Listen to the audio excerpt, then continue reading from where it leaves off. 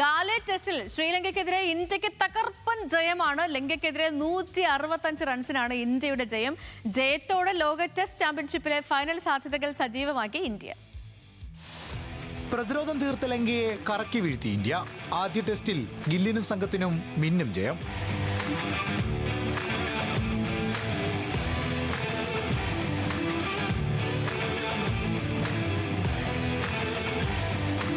അവസാന ദിനം കരുതലോടെയാണ് ശ്രീലങ്ക തുടങ്ങിയത്. 5-ാം വിക്കറ്റിൽ നായകൻ ധനഞ്ജയും ദിനുഷയും ക്രീസിൽ ഉറച്ചു നിന്നു. ഇരുവരും അർദ്ധ സെഞ്ചുറിയും കടന്ന് മുന്നേറിയതോടെ മത്സരം ലങ്ക വരുതിയിലാക്കുമെന്ന് പോലും തോന്നിപ്പിച്ചു.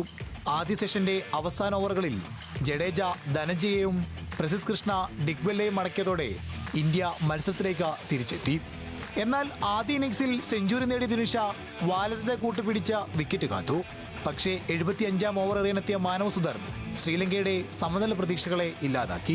ആദ്യ പന്തിൽ 84 റൺസ് എടുത്ത സോനൽ ദിനുഷയെ ജുറലിന്റെ കൈകളിലെത്തിച്ച സുധർ 2-ാം പന്തിൽ ജയസൂര്യയുടെ കുറ്റി തെറിപ്പിച്ചു. ഓവറിന്റെ അവസാന പന്തിൽ കുമാരയെ മടക്കി സുധർ 2-ാം ഇന്നിംഗ്സിൽ 5 വിക്കറ്റും തികച്ചു.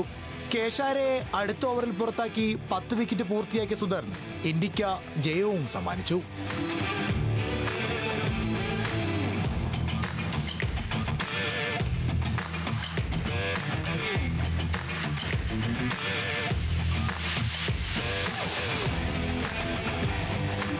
നേരത്തെ സെഞ്ചുറി നേടിയ ദേവദത്ത് പടിക്കലിന്റെ പ്രകടനമാണ് ആദ്യ ഇന്നിംഗ്സിൽ ഇന്ത്യയെ കൂറ്റൻ സ്കോറിലെത്തിച്ചത്. 2-ാം ഇന്നിംഗ്സിലും ഫോം തുടർന്ന 44 റൺസ് എടുത്ത പടിക്കൽ തന്നെയാണ് കളിയിലെ താരം. ജയത്തോടെ ലോക ടെസ്റ്റ് ചാമ്പ്യൻഷിപ്പ് ഫൈനൽ സാധ്യതകൾ ഇന്ത്യ സജീവമാക്കി. ഫൈനലിൽ എത്താൻ ഇന്ത്യക്ക് പരമ്പരയിലെ 2-ാം മത്സരവും ജയിക്കണം. ഓഗസ്റ്റ് 23-ന് കൊളംബോയിലാണ് അടുത്ത മത്സരം. Sports desk, news Malayalam.